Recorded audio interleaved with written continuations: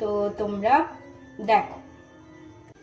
দেখো, প্রথমে পাঁঠার মাংস দিয়ে ঘুগনি করার জন্য প্রথমে লাগবে মটর।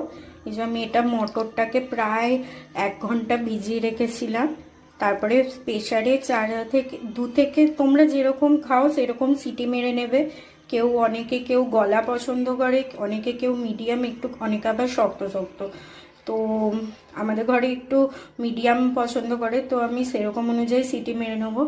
এই হলো পাঁঠার মাংস। আর কি কি মশলা লাগবে একবার দেখিনি। এই যে একটু টক দইটা ফেটিয়ে নেব, 4টে কাঁচা লঙ্কা, তেজপাতা, শুকনো লঙ্কা, আদা, 2টো আলু, 2টো পেঁয়াজ, 1টা টমেটো, এলাচ, লবঙ্গ, দারচিনি, গরম মশলা আর নুন।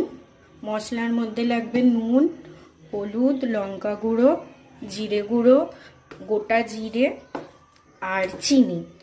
তো মিনিমাম এই কটা উপকরণ দিয়ে আমি কিভাবে করি তোমরা দেখো রান্নাটা। প্রথমে কাটাকুটি করতে হবে, তো আমি কেটে ধুয়ে নিয়ে তারপরে আবার রান্নাটা যখন করব তোমাদের দেখাবো। হ্যালো এভরিওয়ান, আমার কাটাকুটি শেষ হয়ে গেছে। এই যে আমি পেঁয়াজ এরমভাবে কেটে নিয়েছি, দেখো তোমরা, চপ করে। রসুন কুচিয়ে, আদা কুচিয়ে নিয়েছি, আলু ডুমো ডুমো করে কেটে নিয়েছি। আমি এখানে 3টা আলু দিয়েছি, 1টা টমেটো। এবার আমি আস্তে আস্তে রান্নাটা শুরু করব। প্রথমে গ্যাসটা জ্বালিয়ে নেব।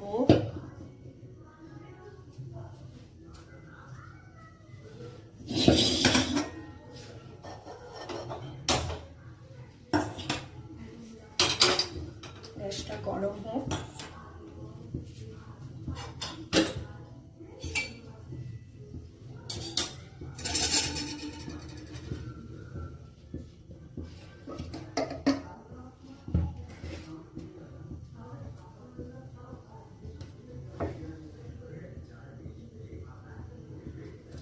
এখনো কড়া গরম হয়নি, এরকম করে দেখতে হয়। যখন তাত ওঠে তখন বুঝে যাবে যে কড়া গরম হয়ে গেছে।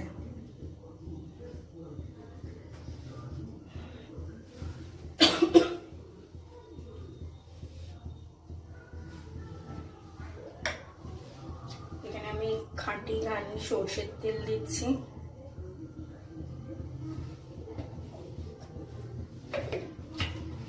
আমার একটু সর্দি হয়েছে, তাই আমি বেশি জোরে কথা বলছি না, প্লিজ সবাই একটু অ্যাডজাস্ট করে নেবে।